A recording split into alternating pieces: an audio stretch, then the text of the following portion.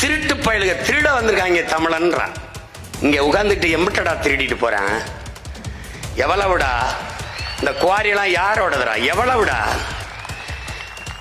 வெட்ட வந்தால் நீ கைதி செய், சிறைப்படுத்து. அதானடா நீ செஞ்சிருக்கணும் அந்த நாட்டுல. எவ்வளவு சுட்டு போட்டான செம்மர்கட்டை வெட்டும் போது காய்ச்சிருக்கடா? சான்று இருக்கா? இத்தனை கேள்வியில எவன் கேட்டான் இந்த நிலத்திலே?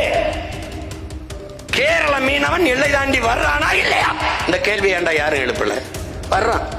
அவனை ஏன்டா சுடல? சுடல. ஏன்? அவன் நல்ல ஆத்தாளுக்கும் அப்பனுக்கும் பிறந்த ஒருத்தங்க இருந்து ஆள்றான்டா. தொழா பாப்பம்ங்கிறான். கள்ளச்சாராயம் குடிச்சு செத்தால் 10 லட்சம்டா. கூத்தாடியை குடிச்சு செத்தால் 10, கூத்தாடியை பார்க்க போய் செத்தா 10. அரசு காசு. ஆனால் மீன் முடிக்க போய் செத்தால் நெத்தி பொட்டுல வைக்க 1 ரூபா கிடையாது. இங்க நீ அவருக்கு போட்டியா இவருக்கு போட்டியா? எங்களுக்கு எந்த போட்டியும் கிடையாது. எங்களுக்கு பிடிச்ச ஒரே போட்டி ஆட்டுக்குடல் போட்டி தான். மற்ற ஒரு போட்டியில எங்களுக்கு எவனும் கிடையாது. நாங்க நிக்கிற களமும் நிலம் வேற. என்னை கூட்டணிக்கு கூப்பிட்டவங்க கிட்ட ஒண்ணுதான் சொன்னேன். உங்க தலைவர் பக்கத்துல என் தலைவர் படத்தை வச்சா இருப்பீலா போயிருவீலான்னு. ஒருத்தனும் வரல. தூண்டில் முள்ளிலே ஒரு புழுவை மாட்டி போடும்போது மீனுக்கு உணவளிக்கிறோம் என்றது நினைக்கும். அதை உண்ணும் போது தொண்டைக்குள்ள மாட்டி வெளியில வந்து இவனுக்கு உணவாகும். அப்படித்தான் இந்திய திராவிடர்களிடத்திலே என்னரும் தமிழ் மக்கள் உணவாகி கொண்டிருக்கிறார்கள். திமிராணி இருக்கணுமாடா? அப்ப நேர்மையாளனா இருக்கணும். நேர்மையாளனா இருக்கணுமா? தனியா தான் இருக்கணும். திடீர்னு ஒருத்தன் ஊழலை ஒழிப்பேன்பா. அப்ப நீ நினைக்கணும் அதுதான்டா உங்களை ஒழிக்க பாடுபடுறோம்னு சொல்லணும். ஏன்னா இவங்களை ஒழிச்சாதான் ஒழிக்க முடியும். 5 பேரோட காட்டுக்குள் போனவனுக்கு 50,000 பேர் அவன் கண் அசைவுக்கு செத்துருக்காங்க களத்துல. அதனால என்ன தலைவன் இல்ல, தன் நிகர் இல்லாத தலைவன். உலக வரலாற்றிலே அவனுக்கு இணையானவன் எவனும் இல்லை. இதெல்லாம் எதுக்கு சொல்றேன்? அந்த திமிர் உனக்கு வரணும். யாரா அவர் லீடர்? யாருன்னு தெரியுமா உனக்கு? 30 வருஷம் என்டர்டைன்மெண்ட் பண்ணவன்ல, பொழுதுபோக்கு களத்துல பொழுதுபோக்கு தளத்துல ஆட்டம் பாடினவன்ல, போர்க்களத்திலே முழக்கமிட்டவன், இனத்திற்காக படையை சிதறவிட்டவன். அவன் என் தலைவன்கிற திமிர் உனக்கு வரணும். சோர்வு வரும், தற்சோர்வு வரும். இது எப்படி கடந்து போறது? சின்ன சின்ன சிக்கல்கள் அதெல்லாம் இருக்கும். மிகுதியான் மிக்கவை செய்தாரை தாந்தம் தகுதியால் வென்று விடுங்கிறான். எத்தனை ஆண்டுக்கு முன்னாடி பாடுறான்? மிகுதியான் மிக்கவை செய்தாரை தாந்தம் தகுதியான் வென்று விடல். இந்த மாதிரி குறுக்க புலிகள் கடையில குறுக்க அணில்கணில் ஓடுதாடா. அவன் என்ன சொல்றான் பாராடே? இருறா, கேட்டுட்டு கைதிட்டு என்ன சொல்றான்? உன்னுடைய பெருமையாலும் பெருந்தன்மையாலும் வென்று காட்டு. இத்தனை ஆண்டுகள் இல்லாத சட்ட நாள் புடுங்கின நாள். என்னடா இத்தனை நாள் இல்லாத, இத்தனை ஆண்டுகள் இல்லாது சீமானும் அவன் தம்பி தங்கைகளும் எழுச்சியுற்று தமிழ் தேசிய அரசியல் தமிழர் நிலத்தில் தவிர்க்க முடியாத ஒரு பேராற்றலாக எழுச்சி வருவதை பார்த்து எங்கள் தலைவன் பிறந்த நாளை திசை திருப்ப சட்ட நாள் என்றால் எப்படி? இத்தனை நாள் என்ன நாள்? அது எத்தனை நாளைக்கு நீ திசை திருப்ப? ஒரு நாள். இவன் மகன் இந்த நிலத்தில் இருந்து சொல்றா, இந்த நிலத்தில் நான் பிறந்த மண் இருந்து சொல்றா. நவம்பர் 26, 27 தமிழ் தேசிய அரசின் அரசு விழாவாக நடக்கும்டா, நடத்தி காட்டும்டா. அன்னைக்கு உங்க சட்ட நாள், உங்க பிறந்த நாள் எல்லாம் எங்க போகுதுன்னு பாக்குறேன்டா, எங்க போகுதுன்னு பாக்குறேன். ஏன் இத்தனை ஆண்டுகள் இந்த நாள்ல பிறந்த நாள் வரல, சட்ட நாள் வரல? ஏன் வரல? எனக்கு தெரியும்டா. ஏன்? பிரபாகரன் மகன் வளர்றான்டா, நிமிர்றான்டா. ஓட்டுக்கு 1 ரூபா கொடுக்காம 36,50,000 வாக்க வாங்கி 3வது பெரிய அரசியல் கட்சியாக வந்திருக்கான்னா அவன் அல்லடா. இத்தனை மாவீரர்களின் ஆன்மாக்கள் உந்தி தள்ளுகிறா, அவனை தள்ளுது.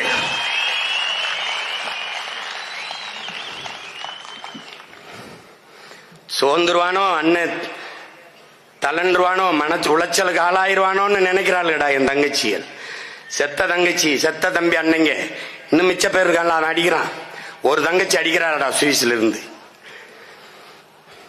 என்னப்பா அண்ணா, நீ சுதந்திராத அண்ணா, நீ கவலைப்பட்டுறாத, துவன்றாத, பாட்டுக்கு போயிட்டே இரு, நீ பாட்டுக்கு போ அண்ணா. நீ உன்னை பார்க்காத செத்த மாவீரன் நிறைய இருக்கான், உன்னை பார்த்து செத்தவன் இருக்கான்ல, அவன் ஆன்மா உன்னை கைவிடாதல்ல அண்ணா, உன் கூட வரும், நீ போ, நீ தைரியமா போ என்றார். நீ எழுதி வை, 2026 தேர்தலுக்கு பிறகு நம்மை விட அதிகமாக பிரபாகரன் என்றும் தமிழீழம் என்றும் விடுதலை புலிகள் என்றும் இவர்கள் உச்சரிப்பார்கள். நான் உச்சரிக்க பார்ப்பேன். நாம் மரம் மாநாடு என்றால் சிரிப்பார்கள். அரங்கிற்குள்ளே அலையாத்தி காடுகள் மாநாடு என்பார்கள். நான் மேய்ச்சல் நிலம் மாடு ஆடு என்றால் சிரிப்பார்கள். மறுபடி அரங்குக்குள்ளே ஆடு மாடு வளர்த்தல் வருமானம், அது வந்து செல்வம், கால்நடைகள் பராமரிப்பு எல்லாம் நடத்துவார்கள்.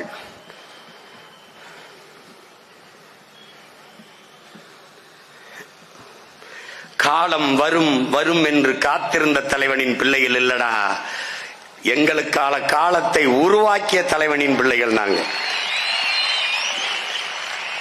இன்னைக்கு எங்க நிக்கிறோம்? நாம் எங்க நிக்கிறோம்? நாதியற்று நிக்கிறோம். மாட்டுக்கு நீதி சொன்னவன், மாண்பு கொண்டு வாழ்ந்த மக்கள், சோறு வடிச்ச தண்ணி ஆறா ஓடியது என்கிறான். முத்திலிருந்துதான், சிப்பியிலிருந்தான் முத்தெடுத்தான், கரும்பின் கண்ணல் மொழிகள் இருந்து முத்தெடுத்தாங்கிறான். எப்படி கதிர்வேய்ந்த மங்களம்னா கதிரை அறுத்துட்டு அந்த வைக்கோலை வச்சு கூரைகளை மேய்ந்த அப்படி ஒரு எண்ணற்ற பெருமைகளை கொண்ட ஒரு இனத்தின் பிள்ளைகள் நாதியற்று போனாமடா தம்பி தங்கைகளே, நாதியற்று போன. ஆந்திர காட்டுக்குள் செம்மர கட்டையை வெட்ட வந்தம்ங்கிறது குற்றமடா, குற்றச்சாட்டு. என்னடா நீ புரிஞ்சுக்கிற? திருட்டு பயலுக திருட வந்திருக்காங்க தமிழன்றான். இங்க உட்கார்ந்துட்டு எம்பிட்டடா திருடிட்டு போறான்? எவ்வளவுடா? இந்த குவாரி எல்லாம் யாரோடதுடா? எவ்வளவுடா? வெட்ட வந்தால் நீ கைது செய், சிறைப்படுத்து. அதான நீ செஞ்சிருக்கணும் அந்த நாட்டுல. எவ்வளவு சுட்டு போட்டான செம்மர்கட்டை வெட்டும் போது காய்ச்சிருக்கடா? சான்று இருக்கா? இத்தனை கேள்வியில எவன் கேட்டான் இந்த நிலத்திலே? மரக்கட்டையும் மனித உடலையும் ஒன்றாக அடுக்கி இவன் கால்களிலே என் கட்டையிலே என் போட்டு போட்டானடா. எங்கடா போன? எங்க போன? மரக்கட்டைக்கு இருக்கிற மதிப்பு மனித உயிருக்கு இல்லையா? மான தமிழனுக்கு இல்லையா என்ற கேள்வி இந்த நிலத்தில் ஏன் எழல? ஏன் நாதி இல்லை? நீ நாதியற்றவன். யாரு கேட்ட? ஆட்சியில் இருந்தவன், எதிர்க்கட்சியா இருந்தவன், மேலே ஆண்டவன், எவன் வந்தான்? எவன் கேட்ட? சோழன் லேக் என்று, சோழன் ஏரி என்று கப்பல் ஓட்டி விளையாண்ட அரசேந்திரனின் பேரனுக்கும் பேத்திக்கும் கடலுக்குள்ள கால் வைக்க எல்லை தாண்டி வந்தான், எல்லை தாண்டி வந்தான் என்று சுட்டுக் கொள்கிறானடா. 840 பேருக்கு மேல சுட்டுக்கண்டா. கேரள மீனவன் எல்லை தாண்டி வர்றானா இல்லையா? இந்த கேள்வி ஏண்டா யாரும் எழுப்பல? வர்றான். அவனை ஏண்டா சுடல? சுடல. ஏன்? அவன் நல்ல ஆத்தாளுக்கும் அப்பனுக்கும் பிறந்த ஒருத்தங்க இருந்து ஆள்றான்டா. தொடா பாப்பம்ங்கிறான். அவனை தொட முடியலையே. ஒரு தடவை கேரள மீனவன் கைது செய்யப்பட்டான், சுட்டுக் கொல்லப்பட்டான். ஏன் செய்தி வர்றதுல வராது? ஏன்? அவனுக்கு நாதி இருக்கு. ஓ, நாதிட்டு போன. உனக்கு என்ன இருக்கு சொல்லு? உனக்கு என்ன இருக்கு? இல்ல.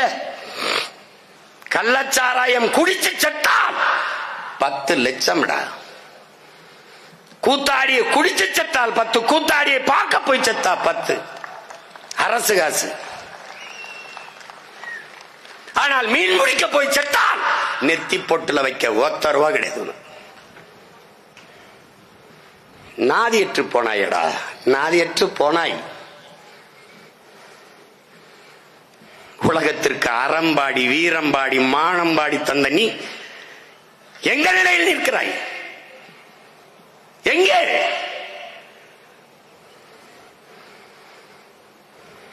உலக உயிர்களை நேசித்து நின்றவன்டா நீ. வாடிய பயிரை கண்ட போதெல்லாம் வாடினேன்கிறான்டா வள்ளலால் பெருந்தகை. உன் முன்னவன் தானடா. தாள கிடப்பவரை தற்காத்து நிற்பதே தர்மம்ங்கிறானடா வைகுந்தர். உன் முன்னவன் தானடா. காக்கை குருவி எங்கள் சாதி, நீல் கடலும் மலையும் எங்கள் கூட்டம்ங்கிறானடா. அவனும் உன் முன்னவன் தானடா. பிறப்பு ஒக்கும் எல்லா உயிருக்கும் பகுத்துண்டு பல் உயிர்கள் ஓம்பு.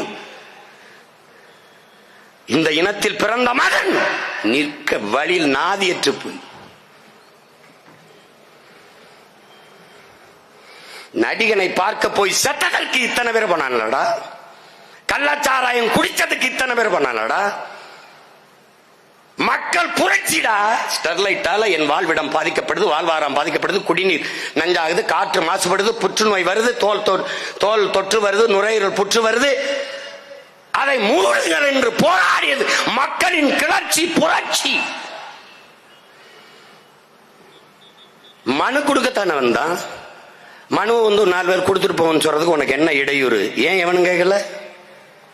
இவர்கள் கலவரம் செய்வார்கள் என்று எப்படி கணித்தீர்கள்? முன்கூட்டியே ஆயுதத்தோடு காவலர்கள் வந்து நின்றது எப்படி? அப்படியே கலவரம் என்றாலும் தண்ணீரைத்தானே பீச்சி அடித்து கலக்கணும், கண்ணீர் புகை குண்டுகள் தானே வீசி இருக்கணும். அப்படியே சுடுவதென்றால் காலுக்கு கீழே தானே சுட்டிருக்க வேண்டும். குறிவாத்து நெஞ்சிலையும் குரல் வளையும் சுட்டு கொண்டது ஏன்? ஏண்டா இந்த நிலத்துல ஒருத்தம் கூட எழுப்பல? ஏன் அங்கே இந்த ஆட்சியாளர்கள் ஒருவர் கூட சத்தம் வீட்டுக்கு போகல? ஏண்டா அந்த குடும்பத்துக்கு இதே மாதிரி 10 லட்சம் பரிகார நிவாரணம் கொடுக்கல? ஏண்டா இந்த குடும்பங்களுக்கெல்லாம் தத்தெடுப்போம், வேலை பிள்ளைகளை படிக்க வைப்போம், வேலை கொடுப்போம் என்னெல்லாம் பேசிய இவர்கள் அந்த குடும்பத்துக்கு போகாத? ஏண்டா? ஏன்? யார்கிட்ட பதில் இருக்கு? இதுக்கு அரசு பொறுப்பேற்க வேண்டும் என்று பேசியவர்கள் அதற்கு அரசு பொறுப்பேற்க வேண்டும் என்று ஏன் பேசல? சுட சொல்லி உத்தரவு எங்கிருந்து வந்தது? இந்த கேள்வி ஏன் எவரிடத்திலும் இருந்து எழல? ஏன்? நாதியற்று போனாயடா, நாதியற்று போனாய்.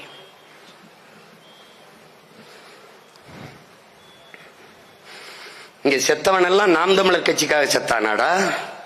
இங்க நிக்கிறவன் இந்த கட்சிக்காக போராடினானாடா? இல்ல பெத்த பிள்ளைகளுக்கெல்லாம் பதவி கட்டு அலைந்தவனா? உலக அரசியல் உலக விடுதலை போராட்ட வரலாற்றிலே பெற்ற பிள்ளைகளை எல்லாம் தாய் நிலத்தின் விடுதலைக்காக பணியிட்ட தலைவன், ஒரே தலைவன், என் உயிர் தலைவன் என் அண்ணன் மேதகவே பிரபாகரன் அவர்கள். 3 தலைமுறைடா களத்தில் மாண்டது. ஒன்னு அவனை பெற்றவர்கள் என் அப்பன் வேலு பிள்ளையும் பார்வதி, பிறகு அவன் பெற்ற பிள்ளைகள் 3, பிறகு என் அண்ணனும் அண்ணியும். 3 தலைமுறை தன் தாய் நிலத்தின் விடுதலைக்கு மாண்டது என்றால் மானத்தமிழன் வரலாற்றில் என் தலைவனின் வரலாறு மட்டும்தான். உலகத்தில் எவனுடைய வரலாறா? ஓசிமின், பிடல் காஸ்ட்ரோ, சேகுவேரா, யார்? யாசர் அராபத், யாருடைய வரலாறு? என்னடா உனக்கு இருந்தது?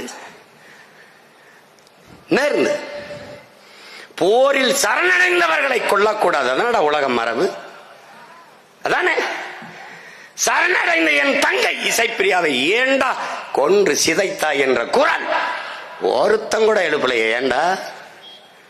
ஏன்? ஏன்? உலகத்தில் எங்கு உடலில் எங்கு காயம்பட்டாலும் முதலில் கண்ணலும். அதுபோல இந்த உலகத்தில் எங்கு அடிபட்டாலும் காயம்பட்டாலும் தமிழன் மண்ணலும் அழுதிருக்கிறது. ஒரு நடன கலைஞன் மைக்கேல் ஜாக்சன் இறந்ததற்கு உலகம் முழுவதும் அழுதாண்டாடா. உலகம் முழுவதும் அழுதான். நாங்க யாருக்கு அழல? பெனாசிர் பூட்டோவுக்கு, யாசர் அராபத்துக்கு, மம்மர் கடாபிக்கு, அதிபர் முபாரக்குக்கு யாரு கலல? யாரு கலல? சதாம் ஹுசேனுக்கு. சதாம் ஹுசேன் தூக்குக்கு எதிராக கருப்பு சோரட்டி ஒட்டி போராடிய பிள்ளைகளடா நாங்க. அயலான்கிற ஒரு பையன் சிரியா நாட்டில் கடற்கரையில் ஒதுங்கிய ஒரு சிறுவனுக்காக எல்லோரும் அழுதீர்களே. என் தம்பி பாலச்சந்திரன் மரணத்துக்கு ஏண்டா ஒருத்தங்கூட நீங்க அழல? ஏன் அழல? ஏன் அழல? சரணடைந்த ஒரு பெண் மகளை எப்படி நீ சிதைத்து கொலை செய்வாய் என்று இசைப்பெரியார் ஏனடா கேட்கல? உலகம் கேட்கலடா, உலகம் கேட்கலடா. விடுறா. இந்த நிலத்தில் உனக்கென்று இருந்த அதிகாரம், அரசியல் ஏனடா கேட்கல? ஏன் கேட்கல? நீ நாதியற்றவன்டா, நாதியற்றவன்.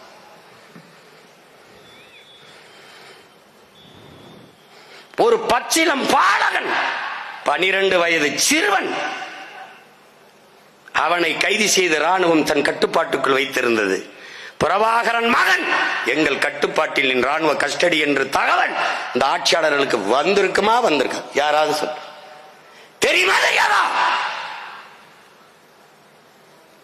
இந்த பெருமேலோட இருக்கிற ஒரு பச்சை பிள்ளைய 5 குண்ட நெஞ்சில பாய்ச்சி கொள்ற மனநிலை அவனுக்கு வந்ததுன்னா எப்படா? எப்படா? எப்படி?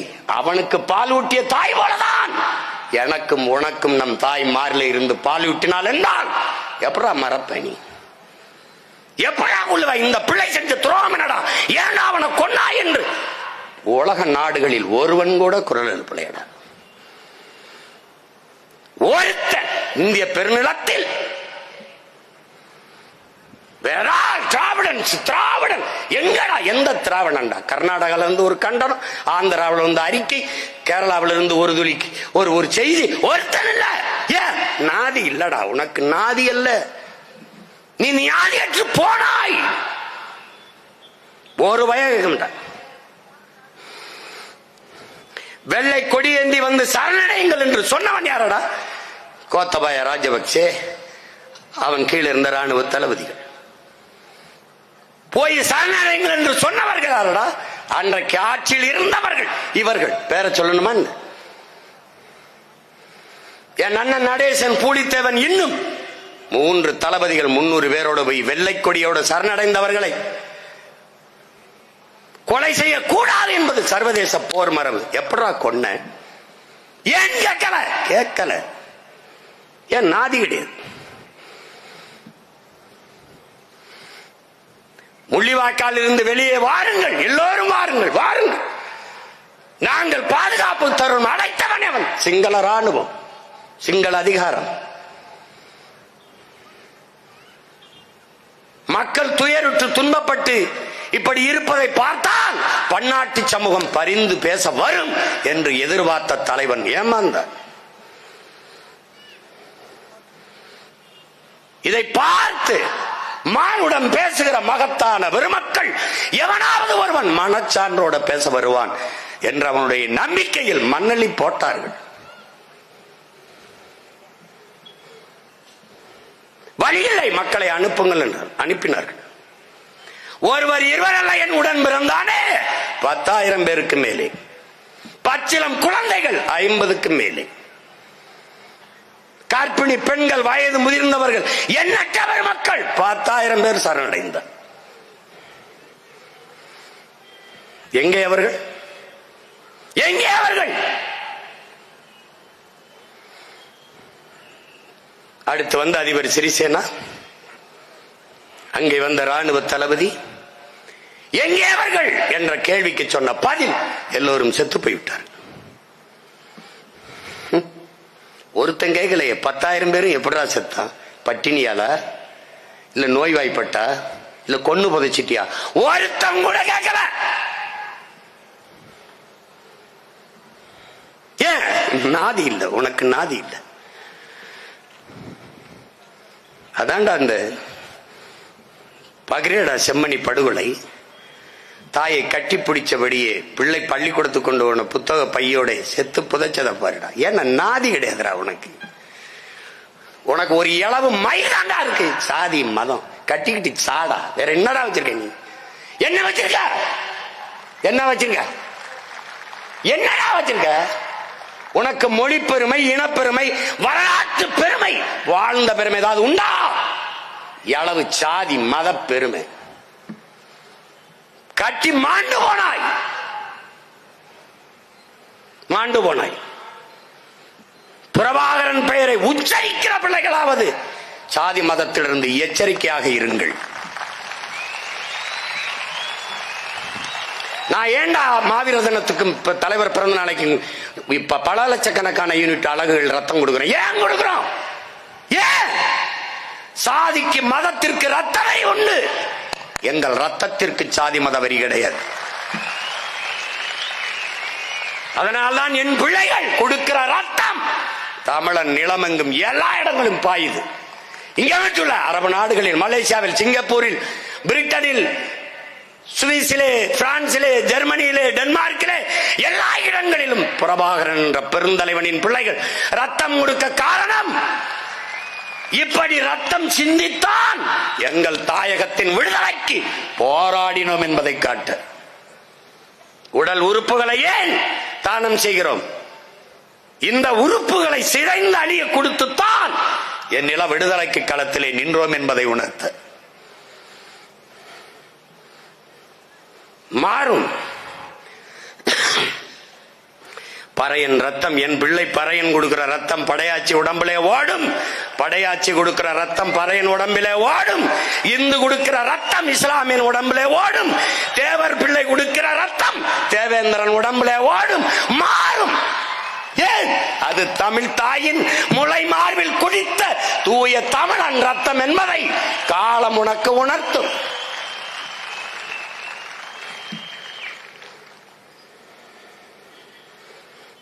நாதியற்று போனாயடா. உனக்கு எவன்டா இருந்தா? எவன் இருக்கான்? உனக்காக பேச எவன் இருக்கான்? எவன் இருக்கா? வீடை இடிக்கிறானா சீமான கூப்பிடு. சிப்காடு தொழிற்சாலை நிலத்தை எடுக்கிறானா சீமான கூப்பிடு. நாம் தமிழ் கட்சி பிள்ளைகளை கூப்பிடு. வெள்ளத்துல மிதக்கிறானா அவனை கூப்பிடு. எல்லா பிரச்சனைக்கும் அவனை கூப்பிடு, அவனை கூப்பிடு, அவனை கூப்பிடுங்கிற. ஏன்? இப்ப தாண்டா உனக்கு தெரியுது, பிரபாகரன் என்கிற ஒரு தலைவனின் பிள்ளைகள் தான் உங்களுக்கு நாதி. இதனாலதான் என் தலைவன் என்ன சொல்றான்? என்ன சொல்றான்? நமக்கென்ற ஆதரவு குரல் கொடுக்கவோ, நமக்கென்ற ஆதரவு கை நீட்டவோ உலகில் எவருமற்ற நிலையில் தடித்து விடப்பட்ட தேசியனத்தின் மக்கள்.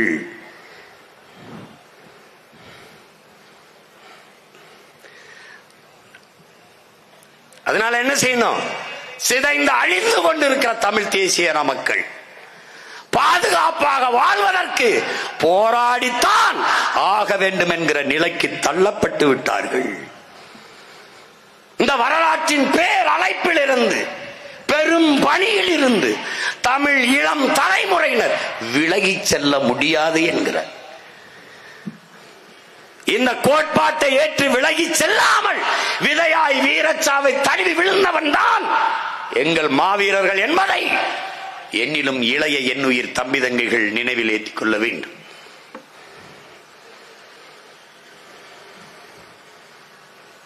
இது ஒரு இறை வழிபாடு கிடையாது. இது குலதெய்வ வழிபாடு, இன தெய்வ வழிபாடு. இது நான் வழிபடுகிறேன் என்றால் என் குலதெய்வம் வீரமாகாளி, என் இன தெய்வம் முருகன். அப்படித்தான். பிரபாகரன் எங்கள் குலதெய்வம் கிடையாது, எங்கள் இன தெய்வம், எங்கள் இன இறைவன். என்னிடத்தில் கேட்டார்கள், பிரபாகரன் இருக்கிறாரா? இருந்தால் அவன் என் தலைவன், இறந்தால் அவன் எங்கள் இறைவன்.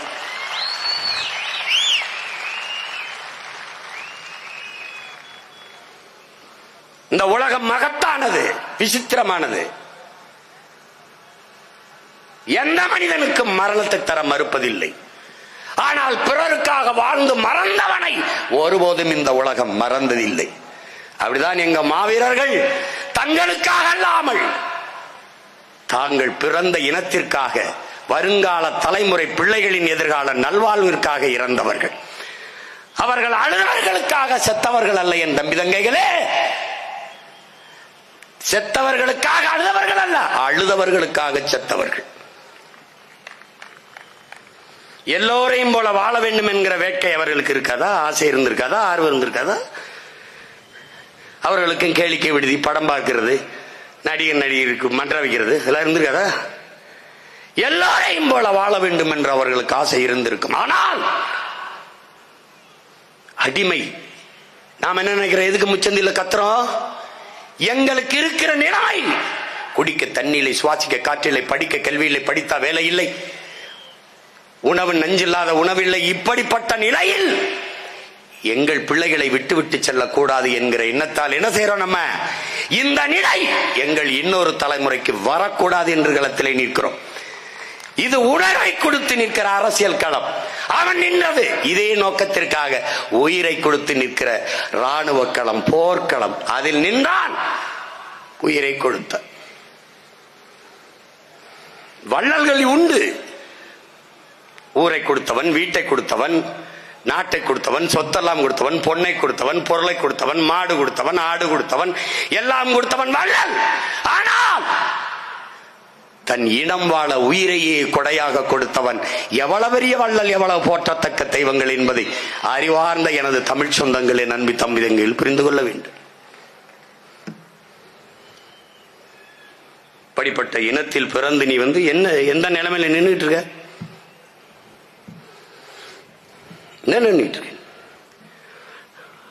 அம்மாவுக்கு 1000 ரூபாய் கொடுக்கறது, தங்கச்சிக்கு 1000 ரூபாய் கொடுக்கறது, இந்த நிலைமையில நிக்கிறேன். கொடை கொடுத்தவன், பரம்பரையில வந்தவன். இந்த பொங்கலுக்கு நீ படுவா பாரு, நான் பார்க்க தானே போறேன். 1 கிலோ அரிசிக்கு, 1 கிலோ 1/2 கிலோ சர்க்கரைக்கு, அப்புறம் வேட்டி சேலை, இந்த 3000 சொல்லிருக்காங்க. தேர்தல் நெருங்கினால 5000 வரைக்கும் போகும். அது போகும். அடுத்த தடவை இருக்க டாஸ்மார்க்கு உடனே போகும். அது அப்புறம்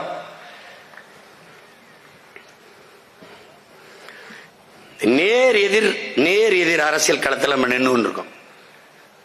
இங்க நீ அவருக்கு போட்டியா, இவருக்கு போட்டியா? எங்களுக்கு எந்த போட்டியும் கிடையாது. எங்களுக்கு பிடிச்ச ஒரே போட்டி ஆட்டுக்குடல் போட்டி தான். மற்ற ஒரு போட்டியில எங்களுக்கு வேணும் கிடையாது. நாங்க நிக்கிற களமும் நிலம் வேற. என்னை கூட்டணிக்கு கூப்பிட்டவங்க கிட்ட ஒண்ணுதான் சொன்னேன், உங்க தலைவர் பக்கத்துல என் தலைவர் படத்தை வச்சா இருப்பீலா போயிருவீலான்னு. ஒருத்தன் வரல. எந்த இடத்திலே என் உடன் பிறந்தார்களே, எந்த இடத்திலே உன் தாய்மொழி நிராகரிக்கப்படுகிறதோ அங்கு உன் குரல் வளை நெரிக்கப்படுகிறது. அங்கே நெரிக்கப்பட்டது, இங்கு அது நடந்து கொண்டிருக்கிறது. தூண்டில் முள்ளிலே ஒரு புழுவை மாட்டி போடும்போது மீனுக்கு உணவளிக்கிறோம் என்றது நினைக்கும். அதை உண்ணும் போது தொண்டைக்குள்ள மாட்டி வெளியில வந்து இவனுக்கு உணவாகும். அப்படித்தான் இந்திய திராவிடர்களிடத்திலே என்னரும் தமிழ் மக்கள் உணவாகி கொண்டிருக்கிறார்கள். அவன் தமிழ்நாடு என்று பெயரமைத்து வைத்துவிட்டு தமிழுக்கும் தமிழனுக்கும் சுடுகாடாக மாற்றிவிட்டான். உலகின் முதல் மொழி 50,000 ஆண்டுகளுக்கு மூத்த மொழி தமிழ். உலகில் எந்த மொழியின் துணையுமின்றி தனித்து இயங்கக்கூடிய உயர் தனிச்ச மொழி என் மொழி, உன்மொழி, நம் தாய்மொழி. உலகிலே எந்த மொழியின் துணையுமின்றி இயங்கும்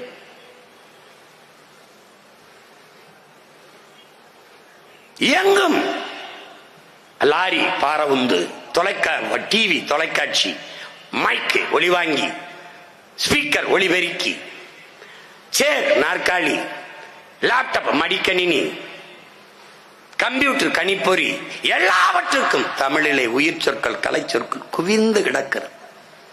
அதனால்தான் நன்கு கட்டமைக்கப்பட்ட மொழிகளில் ஒன்று சீர், அசை, சந்தம், யாப்பு, தொடை என்று நன்கு கட்டமைக்கப்பட்ட உலக மொழிகளில் ஒன்று தமிழ்.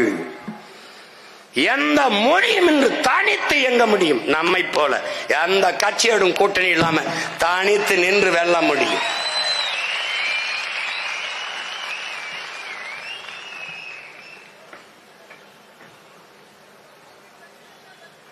திமுறாணி இருக்கணுமாடா, அப்ப நேர்மையாளனா இருக்கணும். நேர்மையாளனா இருக்கணுமா, தனியா தான் இருக்கணும். திடீர்னு ஒருத்தன் ஊழலை ஒழிப்பேன்பா, அப்ப நீ நினைக்கணும் அதுதான்டா உங்களை ஒழிக்க பாடுபடுறோம்னு சொல்லணும். ஏன்னா இவங்களை ஒழிச்சாதான் ஒழிக்க முடியும். அவங்க எது சாத்தியமோ அதை பேசணும்பாங்க. நாம் என்ன சொல்வோம்? அசாத்தியமான ஒன்றை கனவு காண்போம். சாத்தியம் இல்லை என்று சொல்பவரை சாத்தியப்படுத்துவதற்கு பெயர்தான் சாதனை. அதை சாதித்து காட்டுவதற்கு பெயர்தான் புரட்சி. நீ அப்படியே முன்னாடி நிக்கிற என்னை பாரு. 15 வருஷத்துக்கு முன்னாடி என்னை பார்த்தா நல்லா இருக்கு. இந்த இடத்துல இவ்வளவு பேரோட வந்து நிப்பேன்னு யாராவது நினைச்சது உண்டான்னு மட்டும் சொல்லு.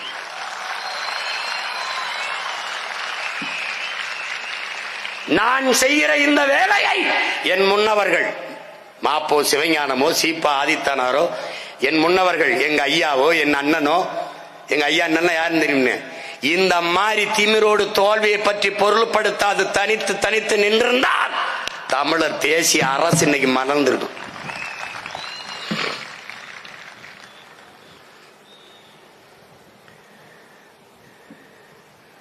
அது இல்லாது போனதுனால்தான் சமரசம் செய்ததால கவியரசு கண்ணதாசன் சொல்றார், வாழ்க்கையில ஒரே ஒரு முறை நீ சமரசம் செய்து விட்டால் கடைசி வரை அதாண்டா செய்யணும். அதனால தன் வாழ்க்கையில் துளியும் சமரசம் செய்யாத வீரன் மகன் பிள்ளைகள் நாம். அதை நல்லா கவனிச்சுக்க. ஏன்னா அவனுக்கு பேசாத பேரமாடா, உலகத்துக்கு தெரியாதா, அவன் எவனிடத்திலும் பயிற்சி வராத ஒரு தன்னிச்சையான தனித்த மாபெரும் போர் வீரன் என்று அவனை கையாளதாண்ட அவன் கஷ்டமா இருந்தது. என் தம்பி அமெரிக்காவில இருந்து அர்ஜுன் எடுக்கிறான். உலக நாடுகள் குறிப்பா அமெரிக்கா போன்ற பெரிய நாடுகள்லாம் தலைவருடைய ஆய்வுல அவன் கடற்படையத்தான் ஆய்வு செய்துங்கிறாங்க. ஒரு இத்தனையோண்டு தீவுக்குள்ள ஒரு பெரிய கடற்படையும் கப்பலும் இல்ல, சின்ன படகு இதை வச்சுக்கிட்டு அவ்வளவு பெரிய கடல் பரப்பை தன் கட்டுப்பாட்டில் 30 ஆண்டுகள் பிரபாகரன் எப்படி வைத்திருந்தான் என்று ஆய்வு செய்கிறான். ஏன் அவன் என்ன செய்வான்னு எவனுக்கும் தெரியாது, அவன் மகன் இவன் என்ன செய்வான்னு இங்க எவனுக்கும் தெரியாது. அவன் நினைச்சுக்கிட்டு இருக்கான், நான் பயிற்சி கொடுத்தது நாங்க தான், இப்படி தஞ்சு விடுவான்னு. எந்த நாட்டு ராணுவத்திலையும் பயிற்சி எடுக்காத சுயம்புன்னு சொல்வால, தானே தோன்றிய தெய்வம்னு, அப்படி தானா தோன்றிய மாபெரும் வீரன் நம்ம தலைவன் தான்.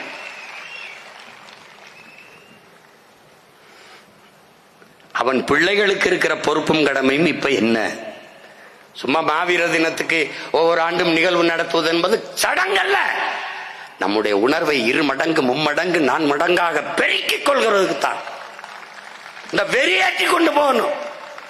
அது இந்த நிகழ்வு மிக முதன்மையானது. ஏன் அடுத்த பாய்ச்சலுக்கு இத்தனை வீரர்களின் வீர தியாகத்தையும் ரத்தத்தையும் அவர்கள் விட்ட மூச்சு காற்றையும் சுவாசித்துக் கொண்டு வெறியோடு களத்தல பாயன். உயிரை கொடுத்தவனுக்கு வழிவந்த நீ நான் தமிழன் என்ற உணர்வை கொடுத்து ஒன்றான் என்றால் போகும், இந்த படை வென்றும். வென்றும் நீ நம்பு.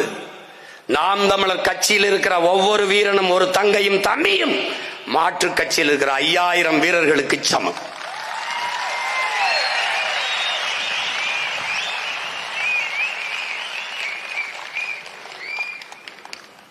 பதறு எவ்வளவு உயரமா இருந்தாலும் அது பதறு தான், எவ்வளவு கூட்டமா இருந்தாலும் பதறு தான். நெல்மணி 1 தனியா இருந்தாலும் நெல்மணி தான். மறுபடியும் சொல்றேன் கேட்டுக்க, மறுபடியும் சொல்றேன் கேட்டுக்க. ஒரே ஒரு நெல், ஒரே ஒரு பயிர், அந்த பயிரை எடுத்து நட்டால் என் தம்பி சிவராம வந்திருப்பான், 80 நாத்துகளா பறியும், கிளை விட்டு வளரும். 80 நாற்று 1 20 நெல்மணினாலும் 1600 நெல்மணி. என் பிள்ளை ஒருத்தனுக்கு 1600 பேர் சமம்.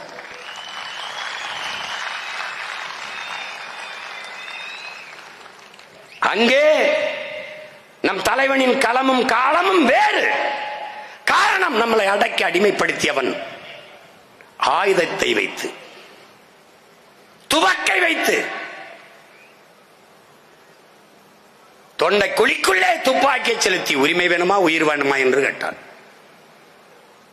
நெஞ்சிலே துவக்கை வைத்து நம் அக்கா தங்கையும் உயிரை பயங்காட்டி வன்புணர்வு செய்து கொலை செய்தார். அவரே சொல்வார், மாசேத்தன் சொல்கிறார், நாம் என்ன ஆயுதம் எடுக்க வேண்டும் என்பதை எப்போதும் நம் எதிரிகளே தீர்மானிக்கிறார்கள் என்று. அப்படி நம் தலைவனுக்கு இருந்த வழி, எந்த ஆயுதத்தை வைத்து நம் இன மக்களை அச்சுறுத்தி அழித்து ஒழிக்கிறானோ, வன்புணர்வு செய்து கொலை செய்கிறானோ, அதே ஆயுதத்தை எடுத்துத்தான் நம் மக்களை தற்காக்க முடியும் என்கிற நிலைக்கு தள்ளப்பட்டார். அப்போது அவன் சொன்னான், சிங்களர்களுக்கு அவர்கள் மொழியிலேயே பதில் சொல்ல வேண்டும். அந்த மொழி என்ன மொழி? ஆயுத மொழி. ஏறான்னு எடுத்தான். அதாவது என் அன்பு தம்பி தங்கையே, ஒரே ஒரு துப்பாக்கி வாங்க வழி இல்லாது நின்றவன். அக்காவின் திருமணத்துக்கு போட்ட காசு, அந்த மோதிரம், சிறுக சிறுக பள்ளிக்கு போகும்போது அப்பா அம்மா கொடுத்த காசு, இதை சேர்த்து 40 ரூபாயை வைத்துக் கொண்டு ஒரு துப்பாக்கி வாங்க அலைந்த தலைவர். அது 60 ரூபாய், 20 ரூபாய் பத்தல. படிக்கிறவங்க நீங்க என்னடா போராட பெரிய துப்பாக்கிச்சுன்னு திட்டி அனுப்பிட்டான். அவருக்கு தூக்க வரல, என்னடா ஒரு துப்பாக்கி கூட வாங்க முடியல. அப்படி துப்பாக்கி வாங்க முடியாம தவித்துக் கொண்டு நின்ற தலைவன். கிணத்து மேட்டில் பேசிட்டு இருக்கும்போது சிங்கள ராணுவர் வந்து அவரை மிரட்டும் போது நண்பர்கள்லாம் சேர்ந்து தூக்கி குப்பறதுக்கு தனத்துக்குள்ள போட்டு துப்பாக்கி பறிச்சு வந்து ஒற்றை துப்பாக்கியில போராட்டத்தை தொடங்கினான். கூட யார் வந்தது? யார் வந்தது? தன் தெருவிலே தன்னோடு விளையாண்டு படிச்ச தன் சக தோழர்கள் 5 பேர் காட்டுக்குள்ள புகுந்தான். 14 வயதுல 5 பேரோட காட்டுக்குள் போனவனுக்கு 50,000 பேர் அவன் கண் அசைவுக்கு செத்துருக்கான் களத்துல. அதனால என்ன தலைவன் இல்ல, தன் நிகர் இல்லாத தலைவன். உலக வரலாற்றிலே அவனுக்கு இணையானவன் எவனும் இல்லை. இதெல்லாம் எதுக்கு சொல்றேன்? அந்த திமிர் உனக்கு வரணும். யாரா அவர் லீடர் யாருன்னு தெரியுமா உனக்கு? 30 வருஷம் என்டர்டைன் பண்ணவன்ல, பொழுதுபோக்கு களத்துல பொழுதுபோக்கு தளத்துல ஆண்டம் பாண்டவன்ல, போர்க்களத்திலே முழக்கமிட்டவன், இனத்திற்காக படையை சிதறவிட்டவன். அவன் என் தலைவன்கிற திமிர் உனக்கு வரணும். எங்கள் தலைவன் கோமாளி அல்ல, எங்கள் தலைவன் உலகத்தின் தலை சிறந்த போராளி என்கிற திமிர் உனக்கு வரணும். உயிருக்கு அஞ்சவர்கள் அல்ல, ஒரு வழக்கு ஒரு எஃப்ஐஆருக்கு பயந்து ஓடி மறைகிறவர்கள் அல்ல, உலக ராணுவமே வந்தாலும் எதிர்த்து நின்று சண்டை செய்த மறவர்களின் பிள்ளைகள். அந்த திமிர் வரணும். போடா, ரொம்ப சோர்வா இருக்கா, போடா பூலித்தேவன் எடுத்துக்கு போட, பாட்டியை போச்சு எடுத்துக்கு போட, வேலையாச்சார படத்துக்கு போட, பாரு அப்படி உட்கார்ந்துடுற அவளை. இந்த உலக வரலாற்றில் அவளை மாதிரி ஒரு வீர மகளை வேணாது உன்னை இனத்தில் வளர்ப்பதுக்கான உலகத்துல அவளை எங்க போச்சிருக்கான், அவளுக்கு என்ன அடையாளம் இருக்குன்னு பாரு. ஒரு வெறி வரும். இந்த அயோக்கிய பயிலாம் உலக புகழ்பெற்ற கடற்கரையில் 2 ஏக்கர்ல படுத்திருக்கான். அதையும் பாரு இதையும் பாரு. உனக்கு தூக்கம் வந்துருச்சு, என்னை விட்டு போயிரு. தூங்கல, என்னை தேடி வா, வாடா. வெவ்வேறு நாடுகள்ல இருந்து என் தம்பி தங்கைகள் எடுத்து, அண்ணே உங்க பேச்ச கேட்காம நாங்க தூங்குறது இல்லைன்னு. அப்படியாடா தங்கச்சி? சரிப்பா சரிப்பா. பேச்ச கேட்ட பிறகு தூக்கமே வர்றது இல்லைன்னு. அதுதான் என்னை கேட்பான் என் தம்பி கார்த்தி கேட்கிறான், நேர மேலாண்மை எப்ப தூங்குறது எப்ப படிக்கிறது? தூங்கினாதானடா எந்திரிக்கிறதுக்கு. எவ்வளவு வலி காயம் வேதனை இருந்து எப்படி தூங்கும்? எப்படி தூங்கும்? எங்காலும் சொல்லிக் கொடுக்கிறார்கள், உறங்காதீர்கள், எழுங்கள், ஓடுங்கள். நாம் அடிமை, விடுதலை வருகிற வரை ஓடுங்கள். ஒரு நாள் நிம்மதியாக உறங்கலாம், யாரும் எழுப்ப மாட்டார்கள். உனக்கு ஆர்வமா இருக்குல்ல, எப்ப எப்ப தூங்கலாம்? இறந்த பிறகு யாரும் எழுப்ப மாட்டார்கள். அப்ப என்ன சொல்றாரு? நீ அடிமை, உனக்கு என்னடா உறக்கம்? சாகிற வரை ஓடுற. சாப்பாடுன்னு ஏன் பேர் வந்தது? சாகிற வரை பாடுபடு, அப்பதான் சாப்பாடு. பிரபாகரன் வழிபாடு என்றால் என்ன? முருகன் வழிபாடு என்றால் என்ன? சிவன் வழிபாடு என்றால் என்ன வழிபாடு? பிரபாகரன் வழிபாடு என்றால் அவன் வழியே பயணப்படு, அவன் வழியே போராடு. அதுதான் வழிபாடு. வழிபாடுனா சூடங்கத்துறது சாம்பரணி, அது இல்ல. பிரபாகரன் வழிபாடு என்பதும் மாவீர தெய்வங்கள் வழிபாடு என்பதும் அவன் என்ன லட்சிய நோக்கத்திற்காக உயிரை தந்தானோ அந்த லட்சியத்தை நிறைவேற்ற உறுதியோடு களத்தில் நிற்பதான் அவனுடைய வழிபாடு.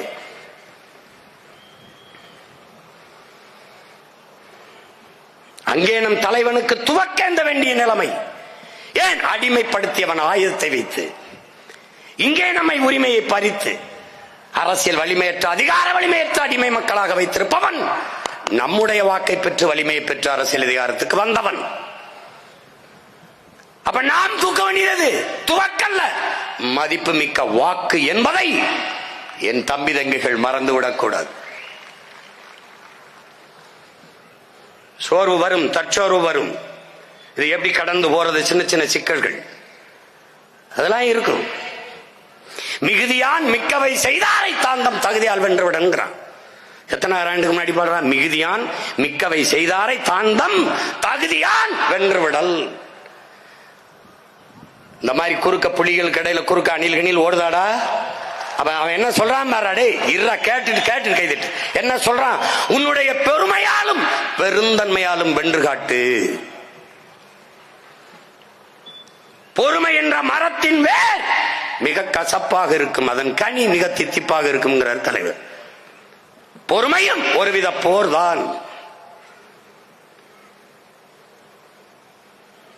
தம்பி தங்கைகளே, 7 அடி முன்னால் பாய்பவர்க்கு நீளம் தாண்டுவதற்கு 70 அடி பின்னால் போய் ஓடி வர வேண்டிய தேவை ஏன் வருகிறது? அப்ப 70 அடி அவன் பின்னோக்கி போவது 7 அடி முன்னோக்கி பாய்வதற்கு என்பதை என்னரும் தம்பி தங்கைகள் புரிந்து கொள்ளணும். நாம் பதுங்குவது என்பது பாய்ச்சலுக்கு. நம்முடைய தாத்தா தெய்வ திருமகன் சொல்றார், எனக்கு பதுங்க தெரியும், பாய தெரியும், ஒருபோதும் பயங்கொள்ள தெரியாது என்று. பயம் என்பது நம் பரம்பரைக்கே கிடையாது. அதைத்தான் அஞ்சுவதும் அடிபணிவதும் தமிழன் பரம்பரைக்கே கிடையாதுங்கிறார். தேர்தலா பணம் கொடுப்பான். தேர்தலா நம்மளை போட்டியிடுறோம்னு சொல்ல மாட்டான். ஆமா சொல்ல மாட்டான். நம்மள ஒரு கணக்கிலே சேர்க்க மாட்டான். ஆமா சேர்க்க மாட்டான். இன்னைக்கு நேத்தா சேர்க்க மாட்டான். நம்ம வளர்ற முடியும்னா சொல்லுவானா? சொல்ல மாட்டான். நம்ம அவ்வளவுதான்பா. ஆமா அவ்வளவுதான். அப்படிதான்டா சொன்னா. அவ்வளவுதான் தமிழர்கள் அப்படிதான் நினைச்சான். அங்குதான் நம் தலைவன் எழுந்தான்.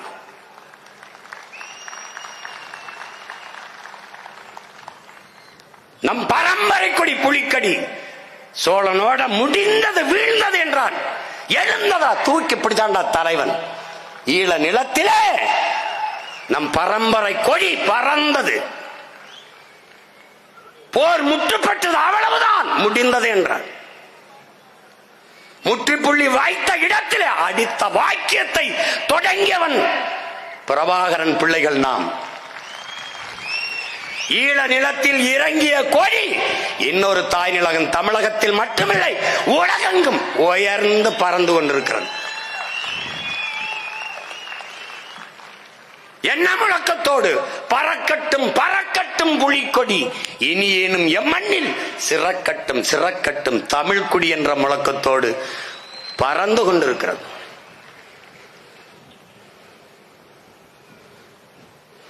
காலம் மாறும்.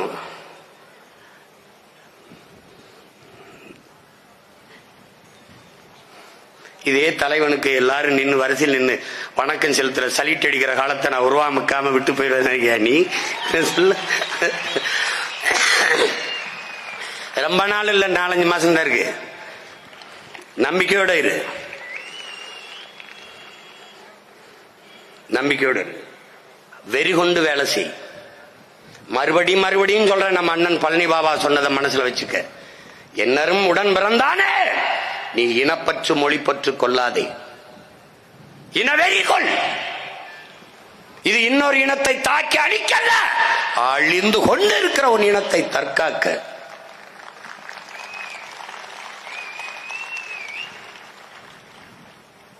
இல்லை என்றால் நீ ஆளப்படுவாய், ஒருபோதும் ஆள மாட்டாய்.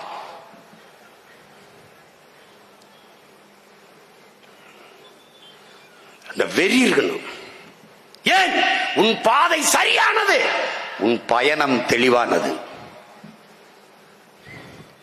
உன் கொள்கை உன்னதமானது, உன் லட்சியம் மிக வலிமையானது, உன் உழைப்பு உண்மையானது, உன் வெற்றி உறுதியானது. அதை நல்லா கவனத்தில் வச்சுக்க. எந்த கொம்பனாலும் நம்ம வெற்றியை தடுக்க முடியாது. நீ எத்தனை படையை குட்டி வாடா, எத்தனை படை, எவனோட எவனும் சேர்ந்து வாடா. புகழ்ச்சியால் வளர்கிற ஒருவனுக்குத்தான் துணை தேவை. தன் முயற்சியால் வளர்கிறவனுக்கு நம்பிக்கை ஒன்றுதான் தேவைப்படுது.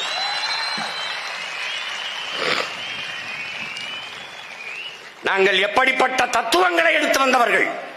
அலெக்சாண்டர் சொல்லுகிறான், அவன் பெற்ற வெற்றியை எல்லாம் தன் மக்களுக்கு கொடுத்துட்டான். ஒரு செல்வமும் இல்லை. எல்லாவற்றையும் தன் சக வீரர்களுக்கு மக்களும் கொடுத்துட்டு வெறுங்கையோட நிற்கும் போது சக தோழர்கள் வீரர்கள் கேட்கிறாங்க, அலெக்ஸ் எல்லாத்தையும் கொடுத்துட்ட, உனக்கென்று ஒண்ணும் இல்லைன்னு. தூரத்தில் நின்ற குதிரை மீது ஓடி போய் தன் உடையில இருந்த வாளை உருவி விண்ணை நோக்கி உயர்த்தி சொல்கிறான், என்னிடத்தில் நம்பிக்கை இருக்கிறது என்று. அந்த நம்பிக்கை எங்களிடத்திலே இருக்கிறது. இந்திய பெருநிலத்தின் விடுதலைக்கு ராணுவம் கட்டிய புரட்சியாளன் நமது தலைவனுக்கு முன்னத்தியே மாவீரன் சுபாஷ் சந்திர போஸ் சொல்லுகிறான், உன்னை ஒருவனாலும் தோற்கடிக்க முடியாது, உன் நம்பிக்கையில் நீ தோற்கிறவரைங்கிறான். நம்முயிர் தலைவன் நமக்கு கற்பிக்கிறான், நல்லவர்களோட தோற்றதாக சரித்திரத்தில் செய்தி உண்டு, நல்லவர்களோட தோற்றதாக செய்தி உண்டு, ஆனால் நம்பிக்கை கொண்டவர்கள் தோற்றதாக செய்தி இல்லைங்கிறாங்க. அந்த அடர்த்தியான நம்பிக்கையுடன் நில்லுங்கள், நாம் வெல்லுவோம். வேணா திரும்பி பார், 2016 நீ இருந்ததை யோசிச்சுப்பார். 4.5 லட்சம் ஓட்டு 40 லட்சம் ஓட்டா வளரும் நீ என்னைக்காவது நினைச்சியா? எவனாவது ஒரு கருத்தாளன், ஒரு கட்டுரையாளன் எவனாவது உட்கார்ந்து இல்ல நாம் தமிழர் கட்சி வளரும் என்று சொன்னானா? மரத்துக்கு மாநாடு சிரிக்கிறான், மாடு ஆடுகளுக்கு கால்நடைகளுக்கு மாநாடு சிரிக்கிறான், தண்ணீருக்கு மாநாடு சிரிக்கிறான், கடலம்மா மாநாடு கேலி பண்ணுகிறான், மலைக்கும் ஆறுக்கும் மாநாடு என்றால் சிரிக்கிறான் என்றால் இந்த பதர்கள் நமக்கு போட்டியா என்கிற திமிரும் நிமிர்வும் எனக்கு வரணும். நாம் செய்கிற அரசியலை தொட அவனுக்கு இன்னும் 600 ஆண்டுகளானால் வரமாட்டான். அவனுக்கு தெரியாது, அவனுக்கு தெரியாது. அவனுக்கு கேலி வசம் தெரியும், விமர்சிக்கத்தான் தெரியும். நமக்கு என்ன தெரியும்? அவனுக்கும் சேர்த்து போராட தெரியும். அதான் நம்ம வேலை. உன்னை விமர்சிப்பவனுக்கு நிரூபிக்க போராடாவே, உன்னை நம்பி நிக்கிறவனுக்கு உண்மையா இருக்க போராடு. விமர்சனமும் ஒருவித பாராட்டுதான். ஏன்? எவனே ஒருவனை நீ பொறாமப்பட வச்சிருக்க, எவன் உன்னை அதிகமா பேசுறானோ விமர்சிக்கிறானோ அவன் உன்னை பார்த்து அதிகமா பயப்படுறான். அவதூறு அரசியல், விமர்சன அரசியலுக்கு போகாதே, ஆக்கப்பூர்வமான அறிவார்ந்த அரசியலுக்கு வா. வா, திராவிடம் ஒழிகல்ல விட்டு தமிழ் தேசியம் வளர்க வெல்க வா. இந்தி ஒழிகல்ல, தமிழ் வளர்க வாழ்க வெல்க. அதான். ஏன்னா முடிச்சிட்டான். உனக்கு என்ன வச்சிருக்கான்? உன் தாய்மொழி இல்லை, செத்து போனது ஒத்துக்க. நீனும் நானும் தமிழர்கள் இல்லை, தமிழர்கள் ஒத்துக்க. இமயம் வர இருந்த நீ குறுகினது இப்படிதான். மொழி திரிவு, கன்னடம், தெலுங்கு, மலையாளம், துளுன்னு பிளந்து பிரிஞ்ச. இப்போ தங்கிலீஷா இருக்க. கன்னடத்தோடு சமஸ்கிருதம், தமிழோடு சமஸ்கிருதம், கன்னடம் தமிழோடு தெலுங்கு, சமஸ்கிருதம் தெலுங்கு, தெலுங்கு தமிழோடு சமஸ்கிருதம், மலையாளம் தமிழோடு இப்ப ஆங்கிலம், தமிங்கிலம். உன் மனச்சான்று சொல்ற தலைவர் மேலனையா மாவீரன் மேலனையா நாம தமிழர்கள் இல்ல. அப்ப என்ன செய்யணும்? செத்து போச்சு, மறுபடி உயிர்ப்பிக்கணும். எவ்வளவு பெரிய வேலை. அதனால என்னன்னா, ஒன்னில் இருந்தால ஒரு புள்ளியில் இருந்து நாம தொடங்கணும். இதத்தான் என்ன சொல்றான் பகத்சிங், வெளிப்படையாகவே அநீதிகளால் கட்டமைக்கப்பட்ட ஒரு சமூகத்தை தகர்த்து முற்றுமுழுதாக புதிய ஒரு சமூகம் படைப்பதுதான் புரட்சிங்கிறான். அப்படி முற்றுமுழுதான். பிரபாகரன் மகன் அரியணையில் ஏறிய நொடி அன்னை தமிழ் ஏறும்டா, ஏறும்டா நீ எழுதி வச்சுக்கடா. நான் சொல்லணும், என் தாத்தன் சொல்றான், முத்துராமலிங்க தேவர் தெய்வ திருமணம் சொல்றான், அருள் வாக்கு சொல்றான், தெய்வ அருள் பெற்ற திருவருள் பெற்ற மகன் வருவாங்கிறவள. அதுவும் வல்லராரின் அருள் பெற்ற மகன் வருவான். அவன் வரும்போது அன்னை தமிழ் அரியணை ஏறும். என் தாய்மொழி தமிழ் இந்தியாவை இல்ல உலகையே ஆளுங்கிறவள. இதுக்கு என் அன்னை உலகம்மை மீனாட்சி அருள் புரிவாள். ஞான திருக்குழந்தை முருகன் அகத்தியனுக்கு போதித்த தமிழ் அவன் உடன் இருக்கும்டாங்கிறவள.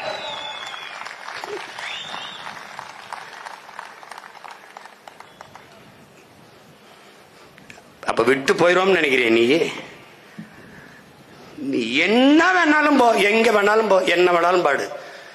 நான் வரும்போது என்னை தனியா விட்டுருக்கியா? ஐயா விஜயகாந்த் வரும்போது ஜெயலலிதா அம்மா, ஐயா கருணாநிதி 2 பேர் தான். நான் வரும்போது அவர் இருந்துட்டாப்ல, மக்கள் நல கூட்டணி. திருப்பி வந்த 19 எங்க அண்ணன் வந்து கமல் நின்ட்டாப்ல. என்னை சப்ஸ்டியூட்டா வச்சிருக்கான். நான் ஒரு துணை நடிகர் மாதிரியே நிறுத்திட்டான், போட்டியில சேர்க்கல. இப்ப 21 வந்தா எங்க அண்ணன் கமல் தலைமையில ஒரு கூட்டணி, ஐயா டிடிவி தலைமையில ஒரு கூட்டணி, இங்க நாலு கடையில நான் 5வது ஆளா சப்ஸ்டியூட்டா நிக்கிறேன். அங்கதான்டா நம்ம 3வது பெரிய கட்சியா வந்தோம்.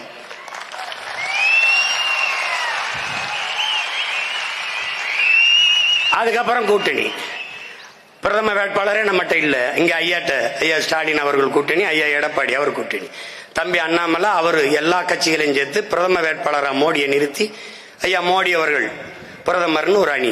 4வதா நம்ம. இந்தியாவுக்கு நமக்கு எந்த சம்பந்தமும் இல்லை. இந்தியாவை ஆள்றதுல ஆட்டத்திலே நம்ம இல்ல, கிரவுண்டுகளே நம்ம இல்ல, திடல்ல இல்ல.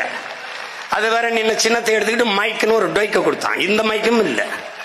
அது அங்க போய் பார்த்தா சீப்பு மாதிரி இருக்கு, தலைவார சீப்பு மாதிரி இருக்குது. முத பெட்டியிலே நம்ம சின்ன 3வது 4வது பெட்டியில் இருக்கு. அதுல தேடுறான்டா தன்மானமிக்க தமிழ் மக்கள், அதுல தேடுறாங்க.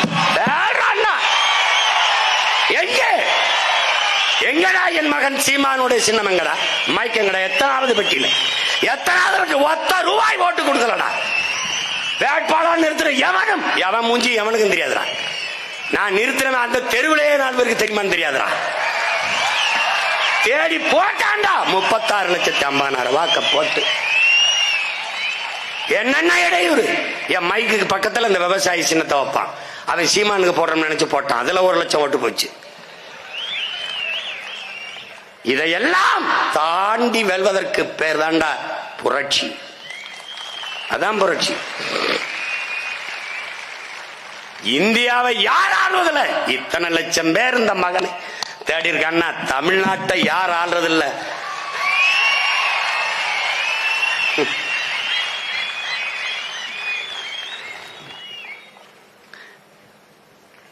அதனால நம்பிக்கையோடு போ. சோறு வருதா தலைவர் படத்தை வச்சுக்க, மாவீரர் படத்தை வச்சுக்க.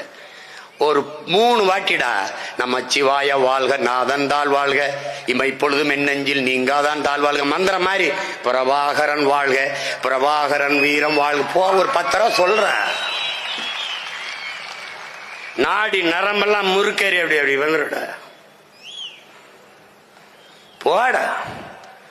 ரொம்ப உடச்சோறு வரைக்கும் 1/2 கிலோ மாட்டுக்கறி ஆட்டிட்டா, ஜிம்முக்கு போடா போட. கேலி பேசிதான் இருப்பான், பேசிக்கிட்டு தான் இருப்பான். இன்னும் 1.5 மணி நேரம் ஆனாலும் ஏறின போது என்ன இதுல பேசணும்னா அதே இதோட பேசுறேன்னா காரணம் யாரா? காரணம் யாரு? அடா போடா, ஜிம்முக்கு போ, பக்கத்துல போ, ஓடு, விளையாடு, சாப்பிடு, போடுறா. என்ன எங்க தலைவர் முதல்ல சாப்பிடும் போது மான் ஊறுகாய் சாப்பிடுங்க நம்மள. நான் அப்பெல்லாம் கராத்தே தொடர்ச்சி பயிற்சி, அது ப்ரொஃபஸர் ஏத்தம் அது இதுன்னு சொன்னோன்னு அதை ஊறுகாய் நாங்கள் வேணாம். அவர் பக்கத்தில் எங்கள் அண்ணன் போட்டுக்கிட்டு சாப்பிடவே பயப்படுறாப்புல. இப்போ சண்டைக்கு பயப்பட மாட்டாரான்னு போட்டோன்னே தன்மான இடம் கொடுக்கல. என்ன பெரிய வைங்க நான் சாப்பிடுறேன். அது மாதிரி சாப்பிடு, போடு, அஞ்சாத, பயப்படாத. கடலே கடந்துட்டான், கரை தான் இருக்கு. இன்னைக்கு ஒரு அரசியல் கட்சிய மக்கள் பிரச்சனைனா தேடுறானா ஒண்ணு என்னையும் தாண்டா தேடுவான். யாராவது தேடுறானா? இன்னைக்கு கரூர்ல கோயில் நிலத்தை ஆக்குறாங்கன்னா அந்த மனு கொடுக்கணும், தம்பியை வர சொல்லு ஒரு தடவை. பரந்தூர்ல விமானம் தம்பியை வர சொல்லு ஒரு தடவை. ஏன் ஒரே ஒரு காவல் தெய்வம் தாண்டா இருந்தது இந்த இனத்துக்கு. அது என் தலைவன் பிரபாகரன் ஒரு இனக்காவலன் இருந்தான். காட்டுக்குள்ள ஒரு வனக்காவலன் இருந்தான், நம்ம ஐயா வீரப்பன். இன்னைக்கு அவன் பிள்ளைங்க நம்ம தாண்டா இருக்கு இந்த மண்ணுக்கு மக்களுக்கு. எவனும் நாதி கிடையாது, எவனும் கிடையாது, வரமாட்டான். அற்ப தோல்விக்கு பயந்துருவான். தமிழ்நாட்டில் இருக்கிற ஒரு அரசியல் தலைவன் மேல 260 வழக்கு போட்டிருக்க ஒரு தலைவனை சொல்றான். யாருக்காவது சொல்லு. என்னடா நகையை கொள்ளையடிச்சனா, இல்ல சொத்தை அபகரிச்சனா, இல்ல ஊழல் ஒண்ணு இல்ல, பேசுனதான் பேசியிருக்கேன். அப்ப என்ன பேசியிருக்கேன்? கொள்ள பேச்சு பேசியிருக்கேன். அவன் தரமாட்டான். கடவுச்சிட்ட குடுன்னு நீதிமன்றம் சொல்லியும் கொடுக்க மாட்டான். ஏன் கொடுத்தா போயிருவான். எதனால? இங்க பேசுறது அங்க போய் பேசிடுவான். எங்க பேசிடுவான்? லண்டன்ல பேசிடுவான், பிரான்ஸ் ஜெர்மனியில பேசிடுவான். அங்க எல்லாரும் ஓடிடுவான். குணா என்ன ஆகும்? கட்டுப்படுத்த முடியாது. நான் ஏன் வரமாட்டேன்? ஒரு நாள் நீயே கூப்பிடுவ, அவரை வர சொல்லுங்க, சிறப்பு அழைப்பாளராக வர. அதனால இங்க பாரு, என் தலைவன் நீர் ஓட்ட இருக்குல்ல நதியில, அதோட நீஞ்சி போனவன்ல, எதிர்நீச்சல் போட்டவன். அவன் பிள்ளைகள் நாங்களும் தொடர்ச்சியா எதிர்நீச்சல். தடையில்லாத படைக்கு வலிமை இல்லை, அலை இல்லாத கடலால் நல்ல மாலுமியை உருவாக்க முடியாது. அது மாதிரி இந்த இடையூறுகள், பிடல் காஸ்ட்ரோ சொல்றார், நீ நடந்து போற பாதையில் உனக்கு ஒரு இடையூறுலையா திரும்பி வா, அது ஓம் பாதையில வேற எவனோ போன பாதைன்றான். இப்ப நம்ம போற பாதையில எண்ணற்ற இடையூறுகள் இருக்கின்றால் அண்ணன் சொன்னதான் நாம பாதை சரியானது, பயணம் தெளிவானது, நோக்கம் புனிதமானது, உன்னதமானது, லட்சியம் வலிமையானது, உயர்ந்தது, உழைப்பு உண்மையானது, உண்மையும் நேர்மையுமாக நம் மக்களுக்கு நின்று உழைக்கிறோம். அதனால் வெற்றி உறுதியானது. அதனால என் அன்பு பிள்ளைகளிடத்திலே சொல்லுவேன், வரப்போகிற தேர்தல் நாம் மறுபடியும் சொல்லுவதுதான். ஒவ்வொரு தேர்தலும் அவர்களுக்கு தேர்தல் களம், நமக்கு போர்க்களம். அவர்களின் வெற்றி சாதாரணமானது, நம்முடைய வெற்றி தமிழ் பேரினத்தின் சரித்திரமானது.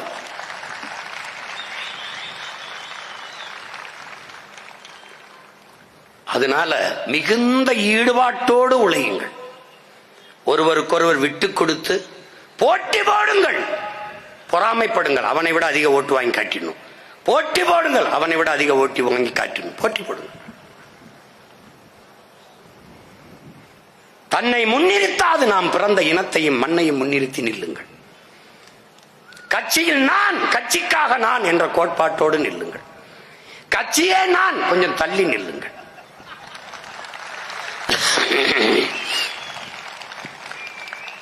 அருகில் இருந்து துரோகியா இருப்பதை விட தூர இருந்து எதிரியா இருந்துருங்க.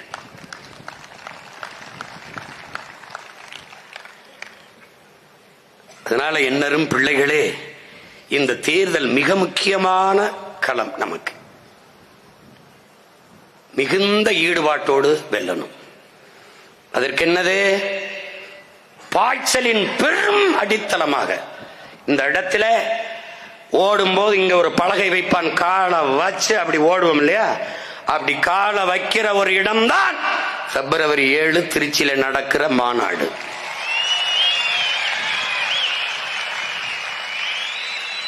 மாநாடு என்றால் நாம் தமிழர் கட்சியின் மாநாடு அல்ல, நீனும் நானும் பிறந்த பெருமை மிக்க தமிழ் தேசிய இனத்தின் மாநாடு. அதனால் என்ன அறிவிப்பு செய்கிறோம்? என்னரும் தமிழ் மக்களே, உலகெங்கும் வாழ்கிற எங்கள் உயிர் சொந்தங்களே, இது நம் இனத்தின் திருவிழா, எல்லோரும் கூடுவோம். நாம் குடும்பம் குடும்பமாய் கூடுவோம், கொடிய அரசியலை மூடுவோம். இது கொள்கை மறவர்களின் கூட்டம், கொள்ளையர்கள் எடுக்க வேண்டும் ஓட்டம். நாம் தமிழர் கட்சி என்பது ஒரு கட்சியின் பெயர் அல்ல, நாம் பிறந்த பெருமை மிக்க இனத்தின் அடையாளம் என்பதை அறிவார்ந்த என் தமிழ் சமூக சொந்தங்கள், என்னரும் தம்பி தங்கைகள் புரிந்து கொள்ள வேண்டும். அந்த மாநாட்டிற்கு நான் அல்ல, என் பரம்பரையே வரணும். என் அம்மா, என் தங்கை, என் தங்கச்சி, பொண்ணெடுத்தவன், மாமன், மச்சினை, என் மகனுக்கு திருமணம் என்றால் எப்படி அழைப்பிதழ் வச்சு அழைப்பனோ அப்படி அழைக்கணும். 101 ரூபா அப்பயோ, 1001 ரூபா அப்பயோ, பாக்கு அப்பயோ, வெத்தலை அப்பயோ, என்ன எனக்கு தெரியாது. நீ வர்ற எந்த கட்சியில இது ஒரு தடவை இங்க வா. ஏன் கட்சினா எப்படி இருக்கணும்னு பாரு, ஒரு தடவை வந்து பாரு. மாநாடு என்றால் எப்படி நடக்கணும் என்று பாரு. அதிலே 234 வேட்பாளர்களையும் ஒரே மேடையில் வைத்து அறிவிக்க போற ஒரே கட்சி நாம் தமிழர் கட்சி தான்.